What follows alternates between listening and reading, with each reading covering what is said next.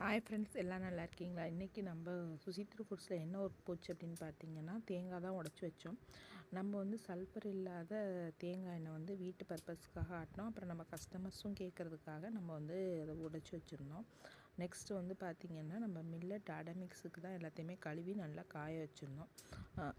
இதில் வந்து நம்ம ஃபுல் அண்ட் ஃபுல் வந்து மில்லட்ஸ் தான் சேர்க்குறோம். மில்லட்ஸ் வந்து உங்களுக்கு வந்து ஃபைபர் கண்டென்ட்டாக இருக்கட்டும், அதனோட நியூட்ரிஷன் வேல்யூ ஆகட்டும், எல்லாமே வந்து ஹையாக இருக்கிறதுனால நம்ம வந்து மில்லட்ஸ் வந்து சேர்க்குறோம்.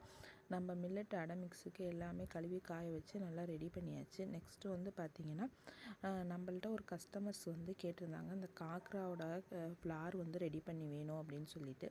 அதுக்காக நம்ம வந்து வெந்தயக்கீரையை வாங்கி நல்லா க்ளீன் பண்ணி சோலா ட்ரை பண்ணி அந்த கஸ்தூரி மெத்தி ரெடி பண்ணிவிட்டு, நெக்ஸ்ட்டு நம்மளோட மல்டிக்ரெயின் மில்லட் ஆட்டாவே வச்சுட்டு நம்ம வந்து அந்த காக்ராக்கான ஃப்ளார் வந்து ரெடி பண்ணுறோம்.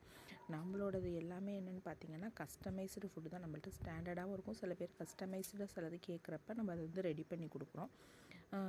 இதில் வந்து என்னென்ன போட்டோம் அப்படின்னு பார்த்திங்கன்னா, மில்லட் ஃப்ளாரு, நெக்ஸ்ட்டு வந்து பார்த்திங்கன்னா கிராம் ஃப்ளாரு, அதுக்கப்புறம் வந்து சில்லி, அதுக்கப்புறம் வந்து சீரகம், அதுக்கப்புறம் வந்து அந்த கஸ்தூரி மெத்தி எல்லாமே போட்டு நல்லா கிளறி விட்டு அவங்களுக்கு பேக் பண்ணி ரெடி பண்ணியாச்சு.